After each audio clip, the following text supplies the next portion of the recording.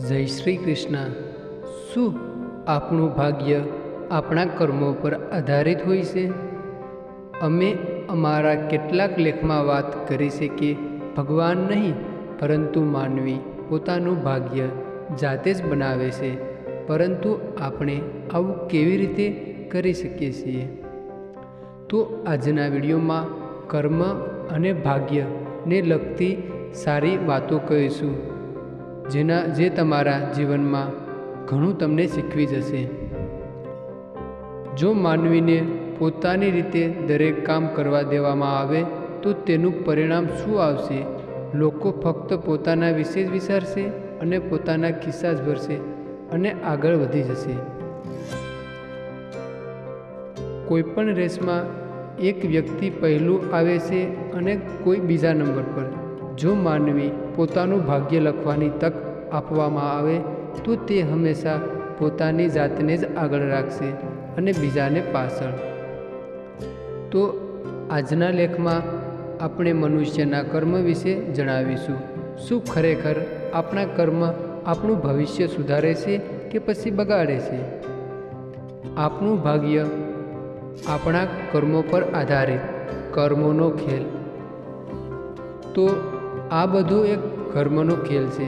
આપણે જે કરીએ છીએ તે ફક્ત આપણા કર્મ નથી, પરંતુ આપણે જે વિચારીએ છીએ, જે કરીએ છીએ તે પણ આપણા કર્મ છે। કહેવાય છે કે આ સંસારને આપણે જે પણ આપીએ છીએ તે કોઈને કોઈ રીતે આપણી પાસે પાછું આવે છે। આ રીતે આપણા કર્મ જ આપણું ભાગ્ય નક્કી કરે છે, કારણ કે આપણે કર્મ કરીએ છીએ તો આપણા ભાગ્ય માટે જવાબદાર પણ આપણે પોતે જ છીએ।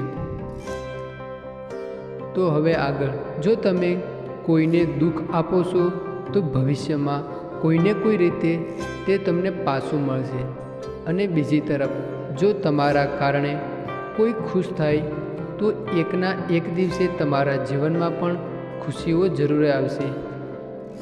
તે એક ઉર્જા સ્વરૂપે એકથી બીજી જગ્યાએ નિયત લક્ષ્ય સુધી પહોંચી જશે।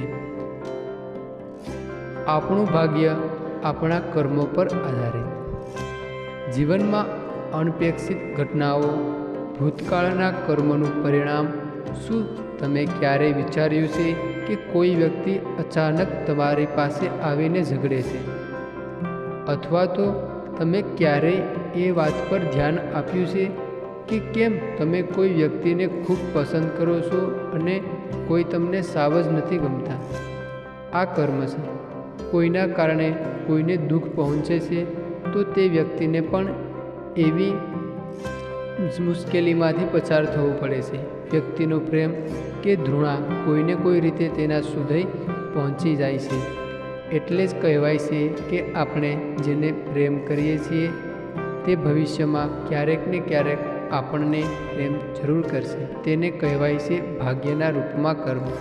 જ્યારે આપણે કર્મનું ફળ મળવામાં ટાઈમ લાગે છે ત્યારે લાગે છે કે એટલે કે આ જન્મમાં કરેલા કર્મનું ફળ આવતા જન્મમાં મળે છે, તો આપણને તે યાદ રહેતું નથી।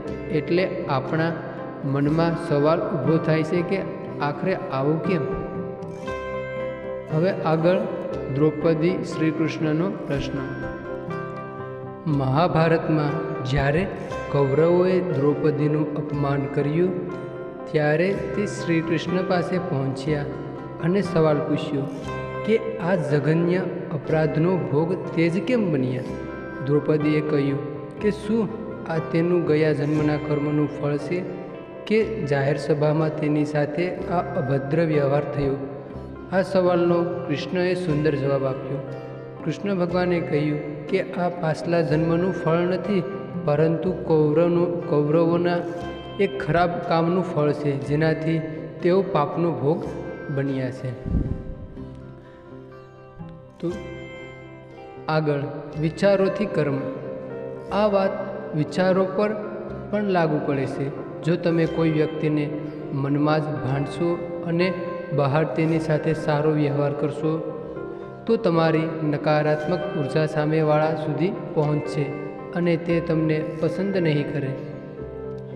પછી તે આશીર્વાદ હોય કે શ્રાપ, પોતાના લક્ષ્ય સુધી જ પહોંચે છે.